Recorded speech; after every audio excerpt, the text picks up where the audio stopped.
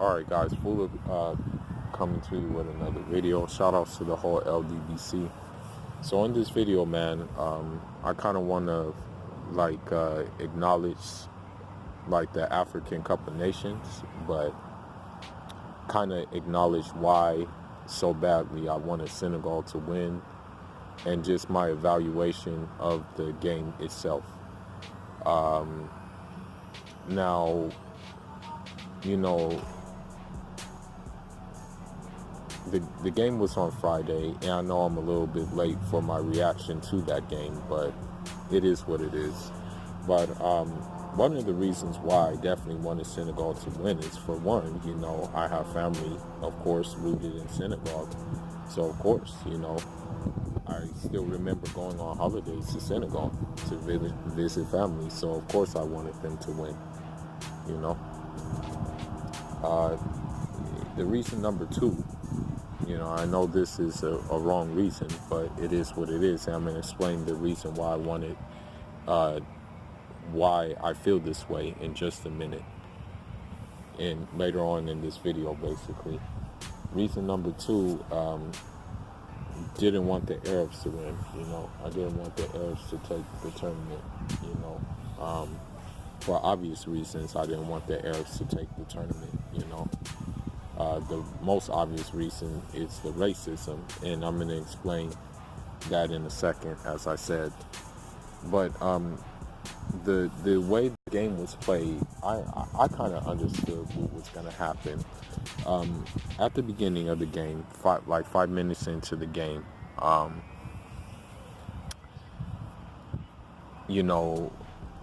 there was a mistake, and the Arabs capitalized on that mistake, and they actually scored the goal. After they scored that one goal, they literally defended 11.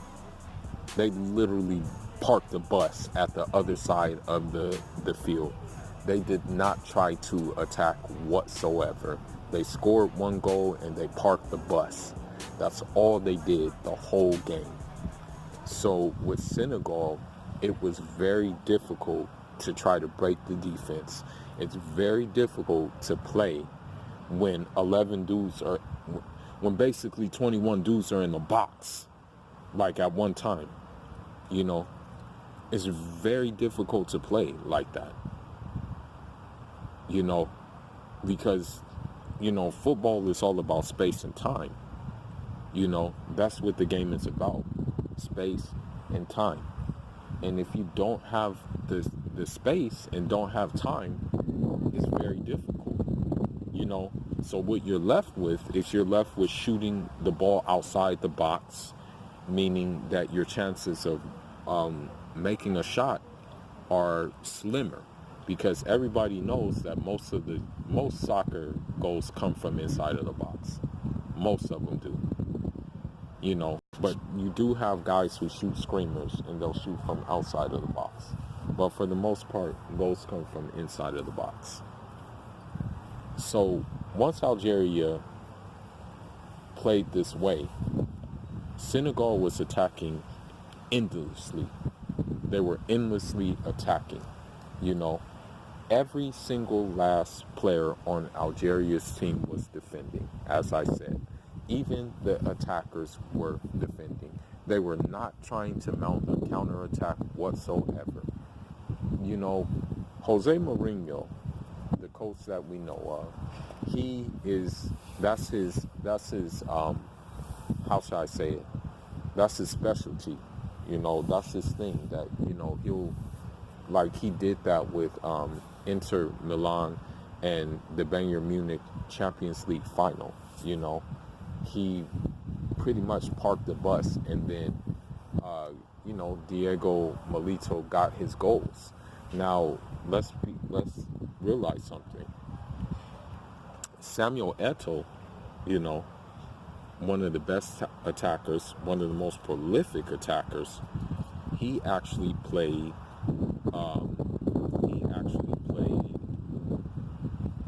as like a left back, basically, in that game, because of Jose Mourinho's stress on attacking.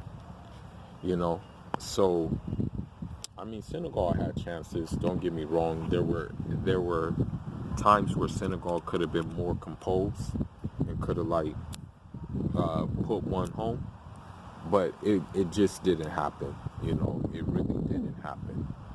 It's unfortunate it didn't happen. You know, I still give my hats off to Senegal for what they did, but you know, it just sucks that it ended like that. You know, but now let me get to the second part of the video that I wanted to get into. The main reason why I was talking about how I don't like for the Arabs to win is because there was an ad for the Senegal and Algeria game, and in that ad, it basically said, you know, the final is upon us. It means we're gonna see Arabs versus foreigners, humans versus animals,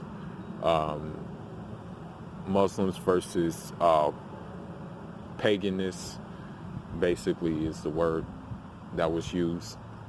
We're going to see, you know, black versus, no, we're going to see white versus black. So I just really was upset when I read that. You know, when I read that, it was in Arabic.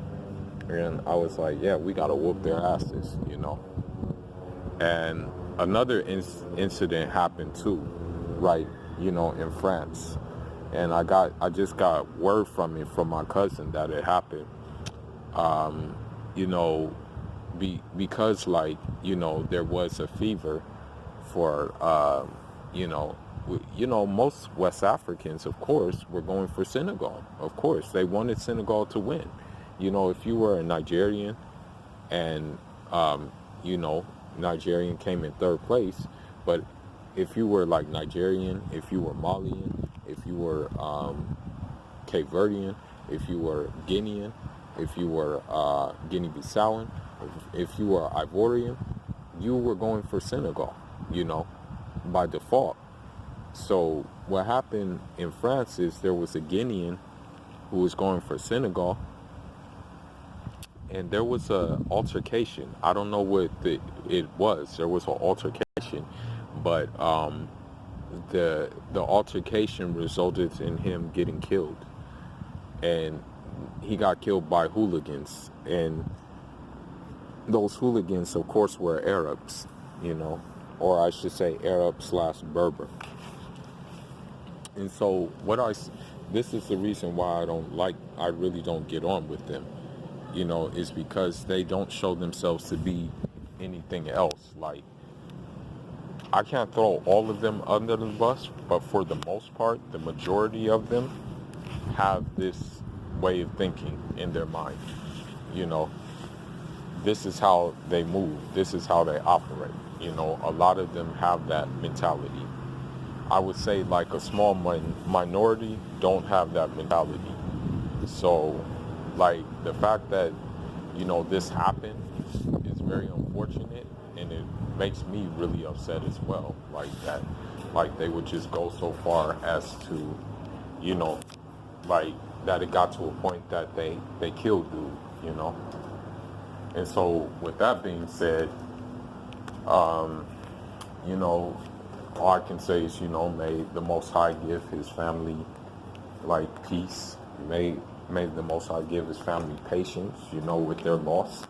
If you want to look it up, his name is Mohamedou Bolaro Barry.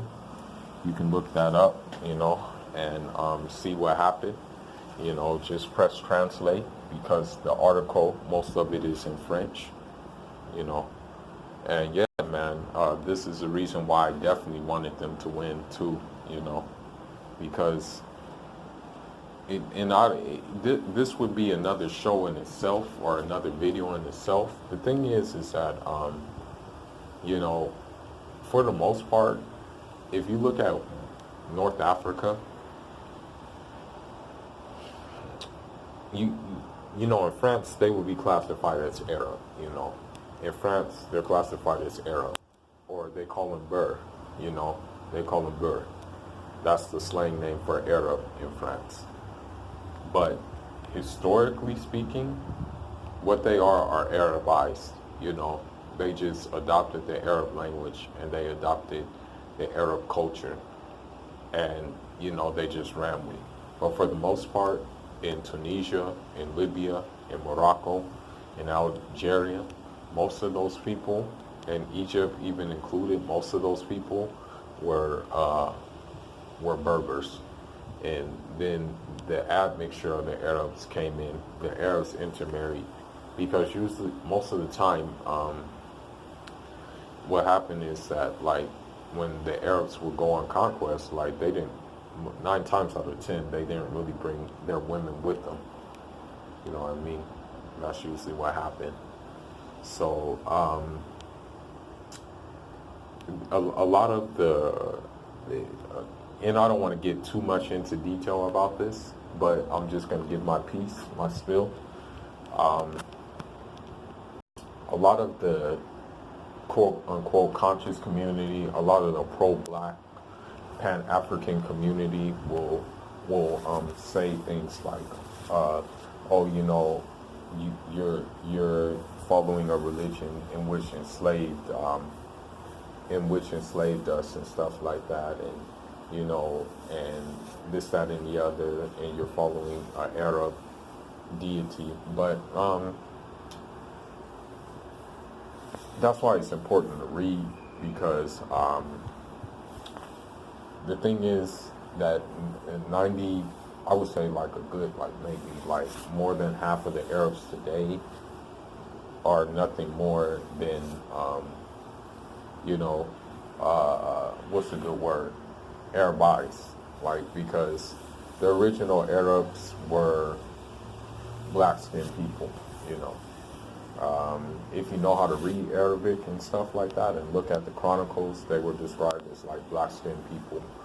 And, the reason why they have the ideas they have is because they intermarried with so many different people, like Turks, like Persians, like Eastern Europeans, a lot of Eastern Europeans especially, and Armenians as well, and Romans too. And so when they intermarried with them, that eventually like diluted it to a point where they now look like them. You know what I mean? So that's just the spin that I have on it. Because at the end of the day, I don't want to get too much into it, but even in ancient Egyptian hieroglyphics, the word Allah is there, you know. And no, I'm not an apologist. I'm just a nigga who just did some research and is still doing research on this topic, because that's what I was taught to do, But yeah, and we also have to look at the fact that, the Arabs were mostly financed by the Europeans in their slave trade. The British. In fact, there's a guy named O'Hara, who, yeah, he financed it. He financed the slave trade in my neck of the woods in Africa. But anyhow, man, shout outs to Senegal, man. Shout outs to, we tried, we came up short. Hopefully we can learn from our mistakes. Like, stop doing long ball 9 times out of 10. That thing is not gonna work all the time. So we need to chill on that and keep the ball on the ground more. And other than that, man, that's all I got. Leave your thoughts and leave your comments. Foolish